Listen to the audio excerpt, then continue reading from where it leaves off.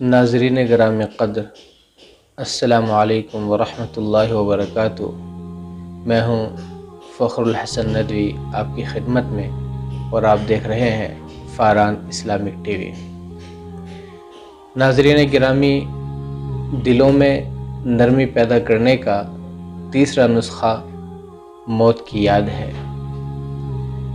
آج کل لوگوں کا حال یہ ہو گیا ہے کہ جب ان کے سامنے موت کا لفظ آتا ہے تو وہ ڈرنے لگتے ہیں، کانپنے لگتے ہیں۔ اسی طرح جب موت کا ذکر آتا ہے تب بھی ان پر لرزہ طاری ہو جاتا ہے۔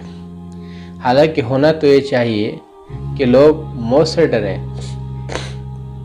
موت واقعی ہے ڈرنے کی چیز، لیکن لوگ موت سے نہیں بلکہ موت کے ذکر سے ڈرتے ہیں۔ یہ نادانی ہے، بے وقوفی ہے، سفاہت ہے، ابلہی ہے اور بھولاپن ہے، کیونکہ موت تو سب کو آنی ہے۔ موت سے کوئی چارہ کار نہیں، موت سے کسی کو مفر نہیں، موت سے کوئی نہیں بچ سکتا۔ جب اس کا وقت آئے گا تو وہ ضرور آ کر رہے گی۔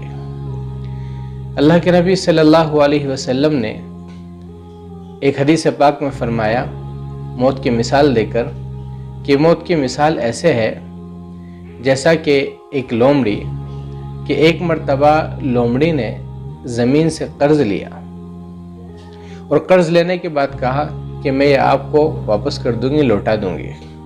ایک زمانے کے بعد زمین نے لومڑی سے کہا، اے لومڑی، لاؤ میرا قرض مجھے واپس کرو۔ لومڑی اپنا قرض واپس کرنا نہیں چاہتی تھی، اس لیے اس نے بھاگنا شروع کر دیا۔ وہ بھاگتی رہی، بھاگتی رہی، بھاگتی رہی، بھاگتی رہی۔ آخر کار جب وہ تھک گئی تو وہ بیٹھ گئی۔ زمین تو نیچے تھی، زمین نے پھر آواز لگائی، اے لومڑی، لاؤ میرا قرض۔ وہ پھر اٹھی اور پھر اس نے بھاگنا شروع کر دیا۔ وہ بھاگتی رہی، بھاگتی رہی، بھاگتی رہی، بھاگتی رہی، پھر تھک کر بیٹھ گئی۔ بالآخر زمین نے کہا کہ لاؤ میرا قرض۔ اس نے پھر بھاگنا شروع کر دیا اور بھاگتے بھاگتے اپنے سوراخ کے اندر گھس گئی تھی تو وہ زمین پر ہی۔ زمین نے پھر کہا، اے لومڑی، لاؤ میرا قرض۔ آخر کار اس لومڑی کی موت واقع ہو گئی۔ تو مطلب یہ ہے کہ جس طرح لومڑی زمین سے نہیں بچ سکتی، وہ جہاں بھی بھاگے گی اور جہاں بھی جائے گی بالآخر زمین پر ہی وہ رہے گی، اسی طرح دنیا کا کوئی بھی انسان موت سے نہیں بچ سکتا۔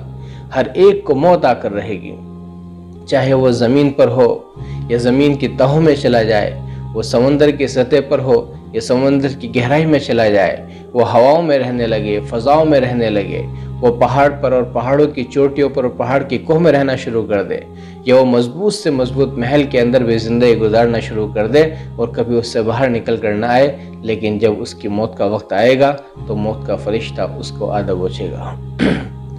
قرآن مجید کی سورۃ النساء کے اندر اللہ تبارک و تعالیٰ فرماتے ہیں، اینما تکونوا یدرککم الموت ولو کنتم فی بروج مشیدہ، کہ جہاں کہیں بھی تم رہو گے موت تم کو آ دبوچے گی، اگرچہ تم مضبوط محل میں کیوں نہ رہو۔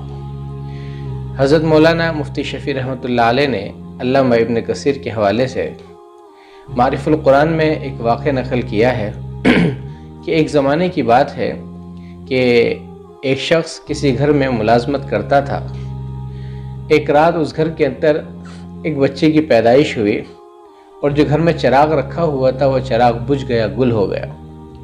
اب وہ شخص گھر سے نکلا چراغ کی تلاش میں، گھر سے باہر ہی ایک شخص اس کو نظر آیا۔ اس نے کہا کہ بھئی کہاں جاتے ہو، کیوں بھاگ رہے ہو؟ اس نے کہا کہ اس گھر کے اندر ایک بچی پیدا ہوئی ہے، کیسی منحوس بچی ہے، پیدا ہوتے ہی چراغ بجھ گیا ہے، چراغ گل ہو گیا۔ اس نے کہا پہلے میری بات سنو، کہ یہ جو بچی پیدا ہوئی ہے یہ اپنے زمانے کی حسین ترین عورت ہوگی اور 100 آدمیوں سے زنا کرے گی اور آخر میں مکڑی کے ذریعے اس کی موت ہوگی۔ چنانچہ وہ ملازم گھر گیا، اس نے ایک چھری لی اور غصے میں اس بچی کے پیٹ میں گھونپ دی اور سمجھا کہ یہ مر گئی، اور اس گھر سے نکل کر کسی دوسرے ملک بھاگ گیا۔ اس بچی کے خاندان والوں نے اس کا علاج کرایا، بالآخر وہ بچی ٹھیک ہو گئی، اور اس شخص نے وہاں جا کر خوب پیسہ کمایا، خوب دولت کمائی، خوب عیش اور عشرت کے ساتھ زندگی گزاری۔ جب اس کی شادی کا وقت قریب ہوا تو اس نے سوچا کہ چلو میں شادی کرتا ہوں، بہت زیادہ مالدار ہو گیا تھا۔ تو اس نے کہا کہ مجھے حسین ترین عورت سے شادی کرنی ہے، چنانچہ اس کے لیے حسین ترین عورت تلاش کی گئی اور مل گئی، شادی کر دی گئی۔